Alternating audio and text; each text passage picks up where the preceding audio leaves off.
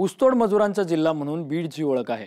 पण ऊसतोड मजुराची ओळख पुसण्यासाठी अनेक उच्चशिक्षित तरुण शेतीमध्ये वेगवेगळे प्रयोग करण्यासाठी पुढे येतात। पशुधन विकास अधिकारी म्हणून कार्यरत असलेले डॉक्टर अनिल मिसाळ हे देखील यापैकीच एक। मिसाळ यांनी आपल्या गावी हरितगृहाची उभारणी करून त्यामध्ये काकडीचं पीक घेतलंय। यापासून त्यांना यंदा अंदाजे 2 लाखांचा नफा मिळणार आहे। आज आपण त्यांची यशोगाथा जाणून घेण्यासाठी बीड जिल्ह्यात जाणार आहोत। गेल्या 2 ते 3 पिढ्यांपासून बीड जिल्ह्यातल्या दुष्काळग्रस्त भागातल्या शेतकऱ्यांना रोजगारासाठी ऊसतोड मजुरीचा मार्ग स्वीकारावा लागलाय।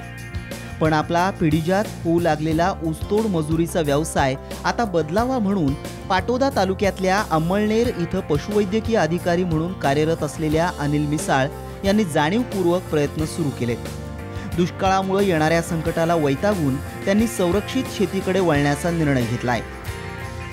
शेती करत असताना अवकाळी संकटाला सामोरं जात असताना तो परिस्थितीने खचून जातो आणि खचून गेल्यानंतर त्याचा आर्थिक कुचंबना होते आणि त्याला एक शाश्वत उत्पन्न मिळावं ही संकल्पना मी नाशिक येथील इगतपुरी येथे असताना मी पाहिली आणि गेल्या 10-12 वर्षापासून मी व्यवसाय करत असल्यामुळं आणि 2 वर्षापूर्वी ही संकल्पना मी पाहिली, आपण करावं असं वाटलं।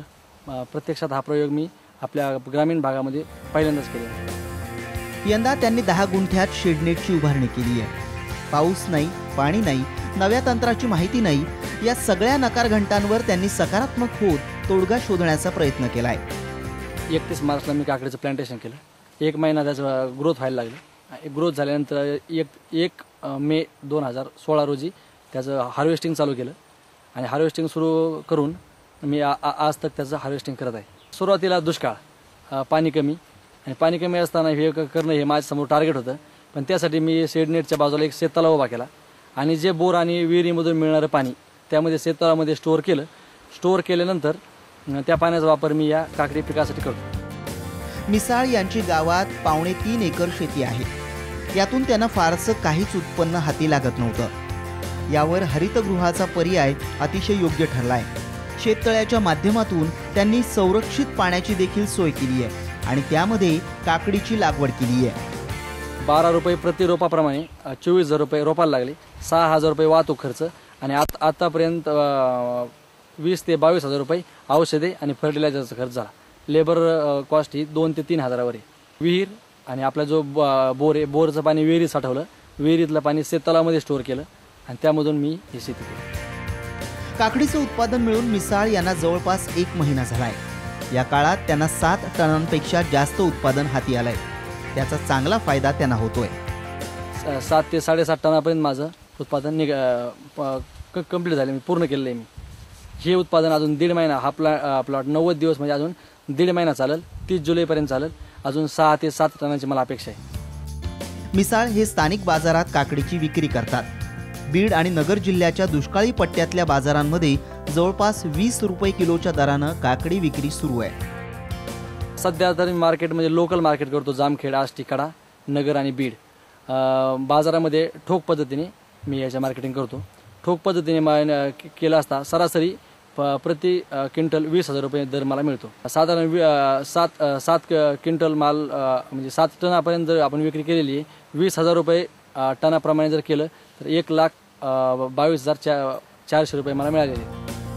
मिसाळ यांना काकडी पिकासाठी जवळपास 50,000 रुपयांचा खर्च आलाय। तो वगळता त्यांना किमान 2 लाख रुपयांचा नफा हाती येणं शक्य आहे। मिसाळ यांना हरितगृह उभारणीसाठी आलेला खर्च अशा 2 ते 3 पिकांच्या हंगामातून वसूल होणार आहे। कोरडवाहू पिकांपेक्षा त्यांना या तंत्रानं मिळालेल्या नफ्याचं प्रमाण खूप जास्त आहे। आतापर्यंत जर आपण खर्च काढला असता, मला प्लांटेशनपासून पिकाकरता 52,000 रुपये खर्च आला। वाहतुकीसहित अजून 20,000 रुपये लागू शकतात। टक्केवारी जर सांगायचं म्हटलं तर सरासरी 2.5 ते 3.5 लाख रुपये उत्पन्न माझं या सीझनला होईल।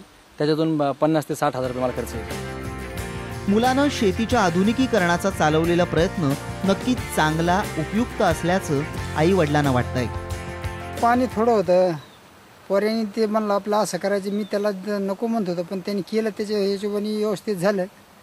पाणी बी थोडं असल्यामुळं त्या तलावायोगाने पाणी पुरलं आणि पिकाचं शक्यतो माझ्या हिशोबाने बरं झालं। जरा काही एवढं हे नाही झालं की दुष्काळच्या मानाने बाकीचे पिकं गेले आणि थोड्या पाणी हे पीक 1,00,000-1.5 लाख रुपयाचं होत आले।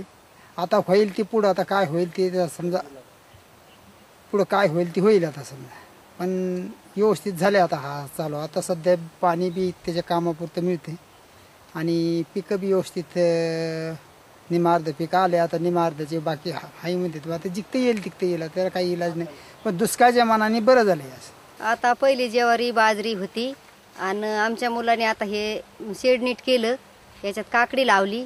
या काकडीपासून आमचा फायदा झाला आणि आम्ही सुखी झालो. आमचे आता आठवड्या बरेचसे पैसे होते आणि आमच्या लेकाने चांगलं केल्यामुळे आम्ही खुश झालो. आम्हाला पहिले एवढ्या शेतीमध्ये खायला सुद्धा दाणे पुरत नव्हते, पण आता खाऊन पिऊन आम्ही सुखी आहेत. आम्ही जे 10 एकरमध्ये करू शकलो नाही ते डॉक्टर मिसाळांनी 10 गुंठ्यात करून दाखवलंय.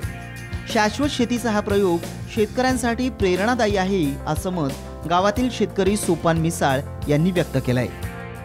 पूर्वी तर काय एकदम सगळी जिरायत जमीन होती या भागामध्ये आणि आता हळूहळू थोडी सुधारणा शेतकऱ्यामध्ये व्हायला लागलेली आहे. असे डॉक्टरसारखी माणसं यांनी शेडनेट उभा केल्यामुळे गावात एक आदर्श निर्माण झाला आहे. त्याचा बघून लोकांना वाटतं आपण सुद्धा शेडनेट केलं पाहिजे.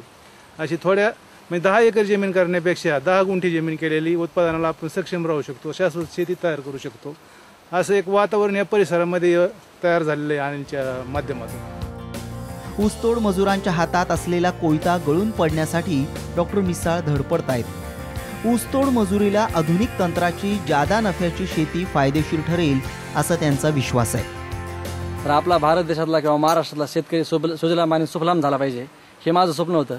आपले वडील हे शेतकरी, मी शेतकरी कुटुंबात जन्मलेलो असून ऊसतोड कामगाराचा मुलगा आहे. प्रत्येक जर माणसाने जर असं जर धोरण धरलं की आपण जर अशा या पद्धतीने संरक्षित शेती करण्याचं जर धोरण धरलं तर या भागातली गरिबी, दुष्काळ, या दुष्काळाला सामोरं जाऊन या भागातली गरिबी आणि जे ऊसतोड कामगाराचं प्रमाण आपण यानेच कमी करू शकतो. जो शेतकरी आर्थिक संकटात सापडलेला आहे त्याला आपण 2 पैसे मदत देऊन एक आपल्या शेतीमध्ये स्वतःचा रोजगार निर्माण करू शकतो. दुष्काळाला आधुनिक तंत्राची शेती नक्कीच पर्यायी ठरेल असा विश्वास डॉक्टर मिसाळ यांना वाटतोय.